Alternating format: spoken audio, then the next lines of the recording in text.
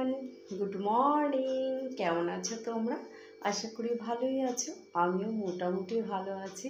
আসলে মেয়ের একটু শরীর খারাপ হয়েছিল, জানোই তো, বাচ্চার শরীর খারাপ হলে মায়ের শরীরও ভালো থাকে না, মনও ভালো থাকে না।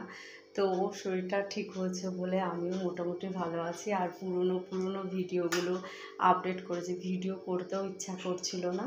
তো আজকে সকালে একটুখানি ভিডিও করছি। এখন বাজে 10:30। ও খেয়ে চলে গেল পড়তে, খাইয়ে দিলাম। আর তারপরে আমি এখন চা করে রেখেছি, চা খাবো।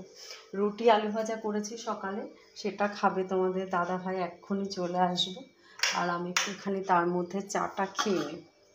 তো ভাবলাম কি চা খেতে খেতে একটা ভিডিও করা যায়। আমি যেহেতু প্রতিদিন ভিডিও করি, আর ভিডিও না দিলে না একদম ভালো লাগে না, জানি না কেন।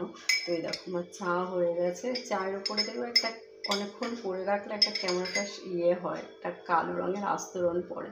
তো সেটা আমি তুলে দিলাম।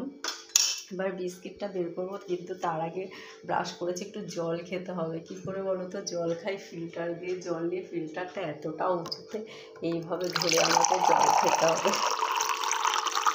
আজকে মেথির জল দাদা মেথি ভেজাতে পারেনি, আর আমিও ভেজাইনি, একদম ইচ্ছা করছিল না। কালকে একটু মেয়েকে নিয়ে বেরিয়েছিলাম, ওর পড়া ছিল, পড়া থেকে একটু বেরিয়েছিলাম বলে একটু টায়ার্ড ছিলাম। তারপরে এসে রুটি তরকারি করতে হলো, তারপরে সেলাইও করি তোমরা জানো, সেই কারণে আর মেথিটা ভেজানো হয়নি। আর দাদাও দেখলাম ভেজালো না। তোমরা কমেন্ট করে জানিও যে প্রতিদিন মেথি ভেজানো জল খাওয়া যায় কিনা, সেটা একটু আমাকে কমেন্ট করে জানিও। আমরা মোটামুটি প্রতিদিনই খাই, তোমার দাদা প্রতিদিনই ভেজায়। আর একটা কথা দেখো, আমার টেবিলের মধ্যে দেখেছো বাম্বু ট্রি রয়েছে। ওই বাম্বু ট্রিটার মধ্যে দেখো, ওই যে বাম্বু ট্রিটা রয়েছে দেখো, ওই বাম্বু ট্রির মধ্যে না দুটো বাম্বু হচ্ছে গিয়ে পচে গেছে। ওইটা দিয়ে না নতুন কোনো গাছ হচ্ছে না। কি করি বলো তো? আমাকে একটু কমেন্ট করে জানিও। আর ওটা এমনভাবে বাঁধা না, ওটাকে টেনে বার করবো বাইরে, সেটাও বুঝতে পারছি না।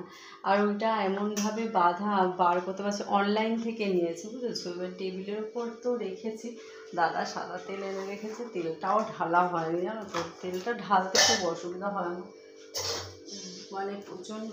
আর আজকে রাতে কি করব দেখো,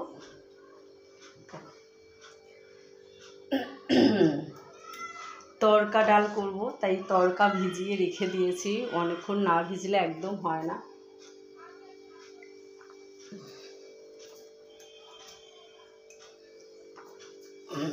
জলটা খেয়ে নিলাম, এবার একটু বিস্কিটটা বের করে খাই, নাহলে চাটা আমার ঠান্ডা হয়ে যাবে। অনেকক্ষণ হয়েছে করেছি, জানো তো।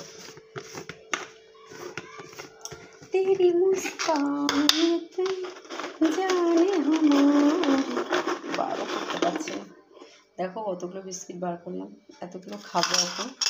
চলো সোফায় বসে বসে খাবো আর গল্প করবো তোমাদের সাথে। দেখো আমি হাতে কি পরেছি, বা হাতে, আমার বা হাতে এত ব্যথা জানো না, যে একটা লোহা পরবো, যে মানে সোনা দিয়ে যে লোহা চুড়িগুলো হয়, লোহা যাকে বলি আমরা, ওই লোহাগুলো পরতে পারছি না। শুধু একটা সিম্পল লোহা সরু, তাই পরে আছে, জানো তো। এত ব্যথা এই হাতে, এই বুড়ো আঙুলের সোজাসুজি যে হাড়টা রয়েছে না, ওখানে ব্যথা, প্রচণ্ড ব্যথা। তো বা হাতে এই পরে আছি, আর ডান হাতে একটু শাখা পরে আছে, শাখা বানানো। তাই তোমাদের দাদাভাইকে বললাম যে কপাল সবাই আপনার সঙ্গে করে নিয়ে আসে, বুঝেছো। কপালে যদি না থাকে না, কিছুই হয় না, বলো।